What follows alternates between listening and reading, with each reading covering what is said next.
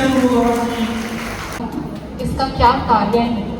जिला विधिक सेवा प्राधिकार के विषय में मैं आपको 2 लाइन बताना चाहूँगी कि एक आम जनता और न्यायालय के बीच गिरिडीह पुलिस की ओर से आज शहर के नगर भवन में आज जन शिकायत समाधान कार्यक्रम का आयोजन किया गया। इस कार्यक्रम में मुख्य अतिथि के रूप में डीआईजी सुनील भास्कर शामिल हुए। कार्यक्रम की शुरुआत डीआईजी समेत अन्य अतिथियों ने दीप प्रज्वलित कर किया। इसके बाद अतिथियों ने अपने अपने विचार रखे और पुलिस के द्वारा चलाए जा रहे अभियान के बारे में विस्तृत जानकारी दी गई। इस मौके पर ऑन द स्पॉट भी कई लोगों की समस्याओं का समाधान किया गया। बताया गया कि नागरिकों की शिकायतों का त्वरित एवं प्रभावी निवारण के लिए झारखंड पुलिस की अनूठी पहल की गई है।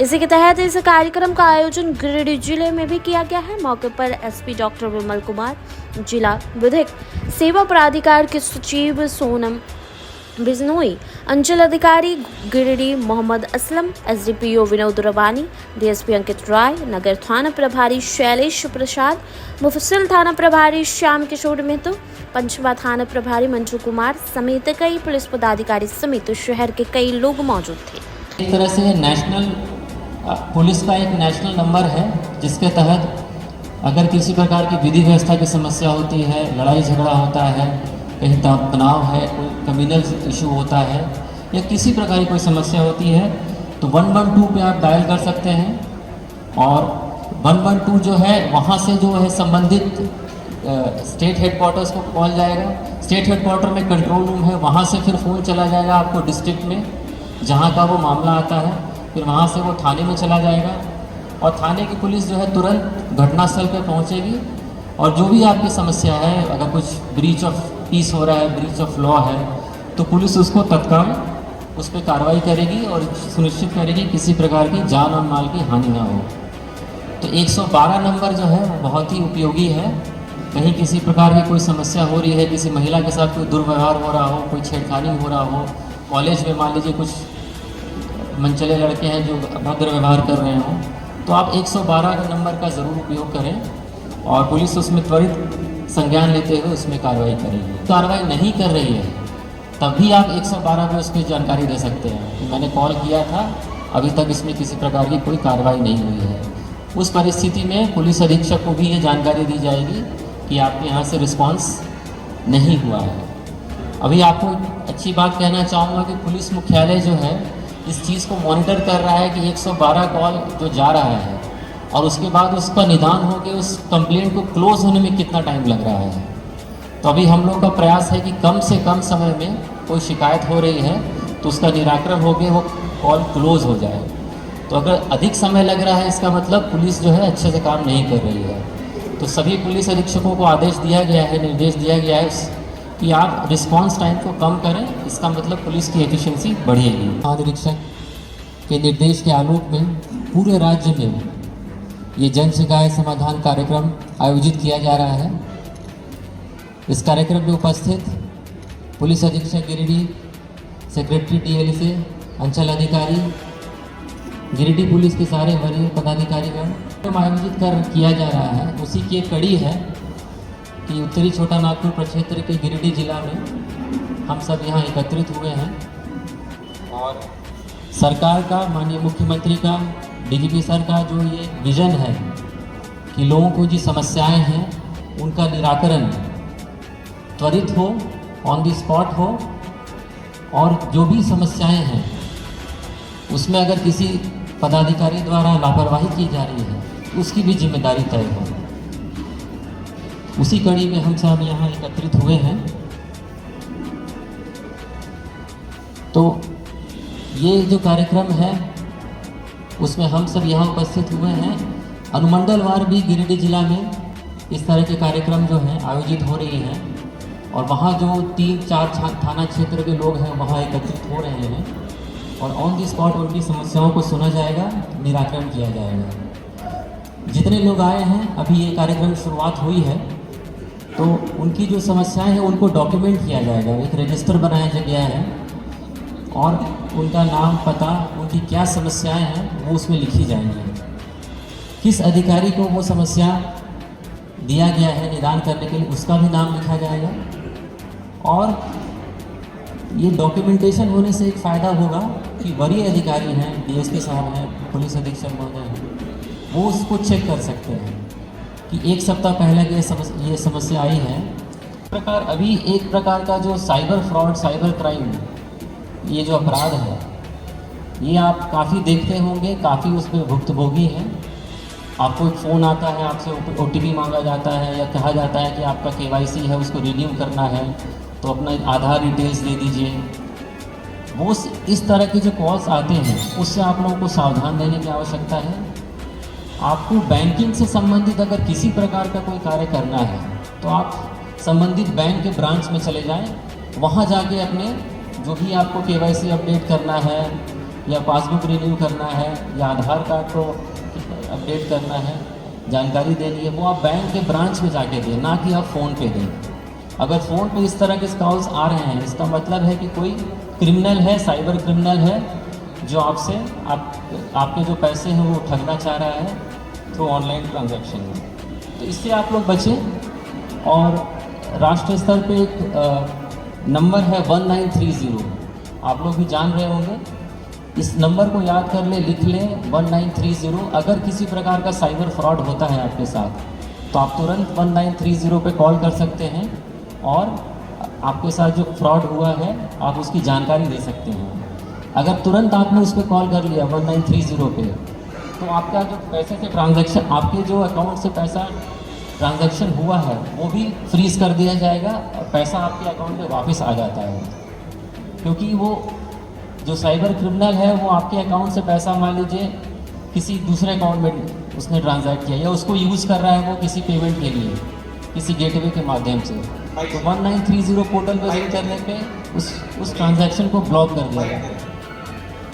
तो इस नंबर को याद कर लें। साइबर क्राइम और साइबर फ्रॉड होने में 1930 का बहुत महत्व है। इसी प्रकार का एक cybercrime.gov.in एक साइबर क्राइम का पोर्टल है। अगर किसी प्रकार का अपराध हो रहा है या किसी का, मान लीजिए किसी महिला के साथ किसी गलत उसके फ़ोटोज़ को अपलोड कर दिया जा रहा है, तो आप उस साइबर क्राइम पोर्टल पर जाके अपनी शिकायत दर्ज कर सकते हैं। और इस कार्यक्रम का शुभारंभ DIG सर के कर कमलों द्वारा दीप प्रज्वलित करते हैं।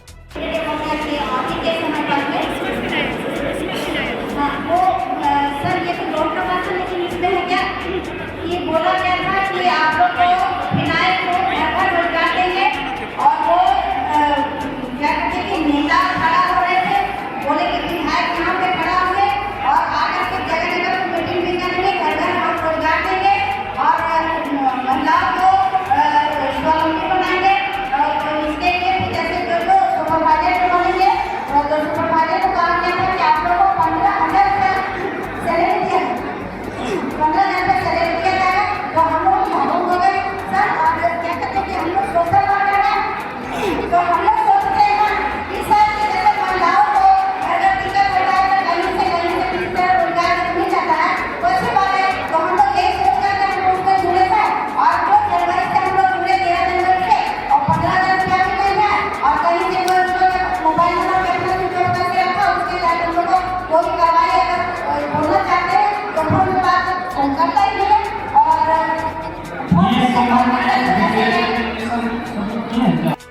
न्यू क्रिमिनल लॉज करते हैं, उसके तहत online FIR, 0 FIR, dial 112, dial 1।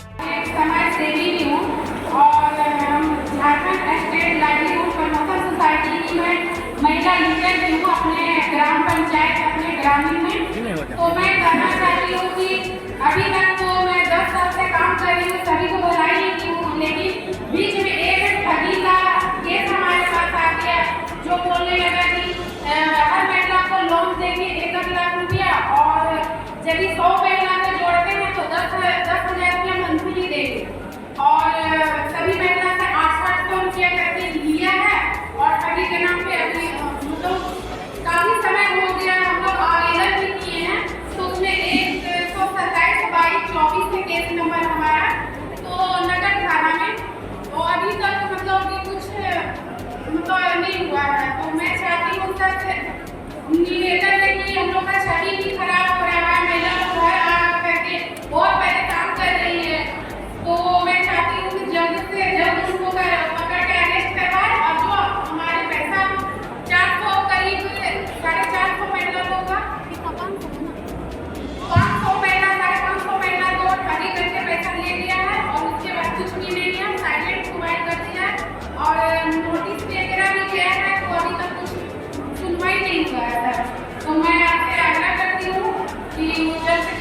Arrest करके हम लोग को जो है महिला न्याय दिलवाइए।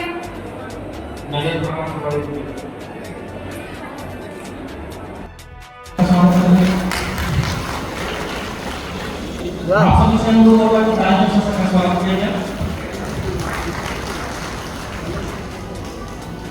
मामले में प्राथमिकी दर्ज की गई है सर। इनके माध्यम से कई महिलाओं का पैसा लेकर के वो चला गया। इसी मामले को लेकर के केस दर्ज है। 2 नोटिस 41 से का हुआ है सर। उसके काउंसिल के द्वारा सेकंड नोटिस को इन्फॉर्म किया गया है सर कि अपने फ्लाइट को लेकर के वो टाउन थाने में उपस्थित हो गए। उनका पक्ष ले लिया जाएगा, उसके बाद आगे की कार्रवाई। जो भी एविडेंसेस दे रहे हैं सारे एविडेंस कलेक्ट कर लीजिए, ठीक है, और उस बेसिस पे न्यू क्रिमिनल लॉज करते हैं, उसके तहत online FIR, 0 FIR, dial 112, dial 1।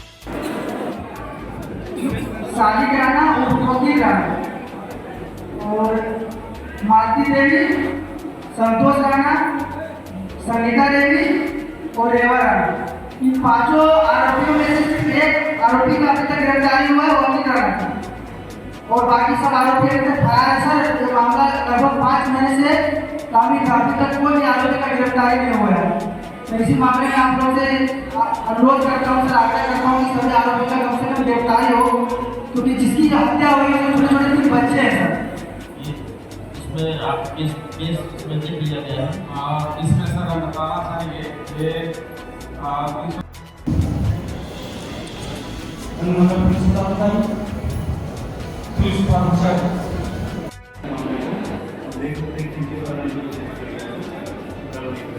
ठीक है, इनका आवेदन अभी ले लीजिए और 2 से 3 दिन में इसका सॉर्ट आउट करिए और उसके बाद क्या प्रगति होता है। पिछले समाधान कार्यक्रम की 1 तारीख को उसमें 3 ऐसे आए हैं जिनका समाधान हो गया था, उनके साथ एक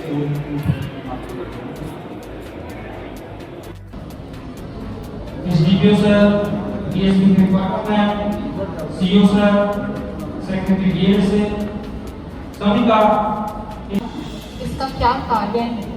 जिला विधिक सेवा प्राधिकार के विषय में मैं आपको 2 लाइन बताना चाहूँगी कि एक आम जनता और न्यायालय के बीच की जो दूरी है उसको कम करने के लिए बनाई गई है।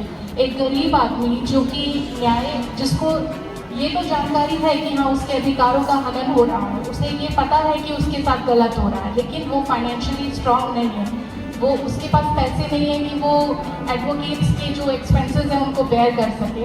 तो ऐसे लोगों की मदद करने के लिए, या फिर एक ऐसा व्यक्ति जिसके अधिकारों का हनन हो रहा है लेकिन उसको जानकारी नहीं है कि मेरे प्रति या कानून में क्या क्या अधिकार है, ऐसे लोगों को जागरूक करने के लिए इस संस्था को बनाया गया है। और जैसा कि मेरा आज का विषय है, विक्टिम से शुरुआत करना चाहूँगी कि विक्टिम, आप सभी के दिमाग में आ रहा होगा कि विक्टिम कौन। विक्टिम एक मेल, फीमेल, एक बच्चा, कोई भी विक्टिम हो सकता है। उसके लिए ज़रूरी है कि वो विक्टिम ऑफ ऑफेंस होना चाहिए। हर अपराध के पीछे एक पीड़ित होता है और पीड़ितों को आमतौर पर आपराधिक मुकदमों में केवल मुखबिर और गवाह के रूप में ही लिया जाता है। अपराधों को अपराधियों को दंडित करने के लिए राज्य के प्रयास में सहायता करते हैं विक्टिम। लेकिन अब हमारा जो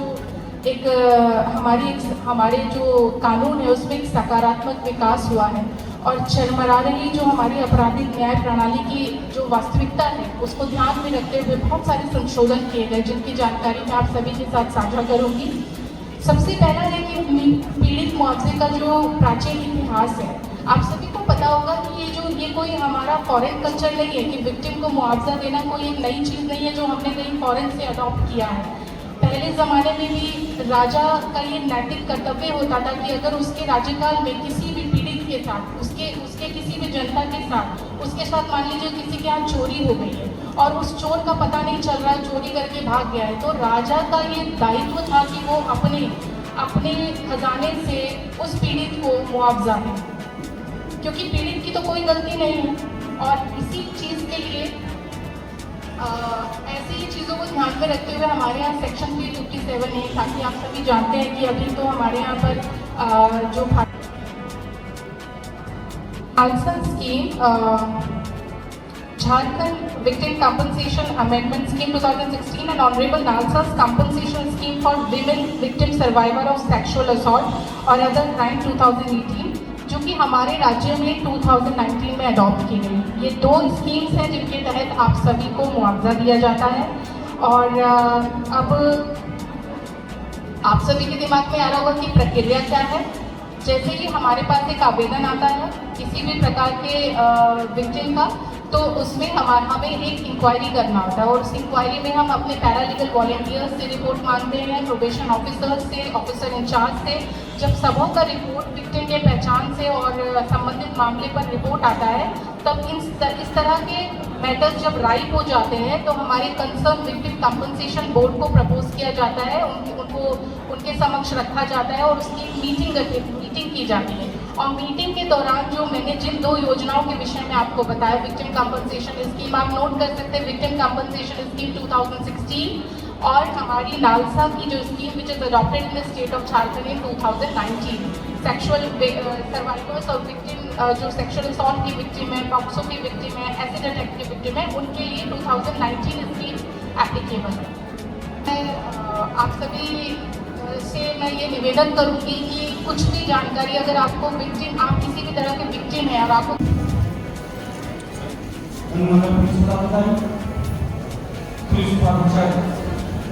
छोटे रूप में, और जिसमें हम लोगों को काफ़ी सफलता मिली थी। तकरीबन 60 से ज़्यादा समस्याएं आई थी, 50-60 के करीब, और उसमें से आधी समस्याएं तत्काल जो है उनका समाधान भी किया गया था। जिला स्तरीय कार्यक्रम है, इसके अलावा हमारा 3 अनुमंडल में और भी कार्यक्रम चल रहा है। विशेष रूप से इसके अलावे भी जन शिकायत हम लोग प्रतिदिन पुलिस अधीक्षक कार्यालय में या अनुमंडल पुलिस पदाधिकारियों के कार्यालय में लोगों की सुनवाई होती है। परंतु इसमें हम लोग ये चाहते हैं कि जो लोग छूट जाते हैं और उनको एक प्लेटफॉर्म मिले, वे अपनी बात बताएं, क्योंकि छोटे मोटे ऐसे बहुत सारे समस्या होती है जिनका समाधान उनको आपस में एक मंच नहीं मिलता है, जिसके कारण नहीं हो पाता है। तो जो भी आपकी समस्याएं हैं, हम लोग सीधे रूप में उसको लेंगे और उसका तत्काल अगर जो समाधान है वो भी किया जाएगा, और साथ ही साथ उसमें जितना दिन लगने की संभावना है उसके बारे में भी आपको बताया जाएगा कि इसमें कितने दिन लगने की संभावना है, और आपको उसके बारे में बताया भी जाएगा कि क्या समाधान हुआ और उससे आप संतुष्ट नहीं हैं, वो फीडबैक भी हम लोग लेंगे। ये जो जन शिकायत समाधान कार्यक्रम है, ये माननीय मुख्यमंत्री महोदय का और पुलिस महानिदेशक डीजीपी सर का ये विशेष कार्यक्रम है, जो उनकी सोच है। हम लोग ये चाहते हैं कि उनके सोच के आलोक में जनता को परेशान नहीं होना पड़े, उनकी बातों को हम सुने और उसका उचित समाधान, क्योंकि प्रत्येक मैटर का कोई भी समस्या आता है तो उसके दो पक्ष है, एक सही होता है, एक गलत होता है। हमारा ये प्रयास रहेगा कि हम लोग जितना भी हो सके उसका बेहतर समाधान के लिए अगर हमारे संज्ञान हमारे विभाग को करना है तो हमारा विभाग उसको समाधान करेगा, अगर किसी अन्य विभाग को करना है तो उसको रेफर भी किया जाएगा और उसमें कितना समय सीमा लगेगा उसके बारे में आपको जानकारी दी जाएगी। मुख्य अतिथि महोदय हैं, उनकी बातों को हम लोग सुनेंगे।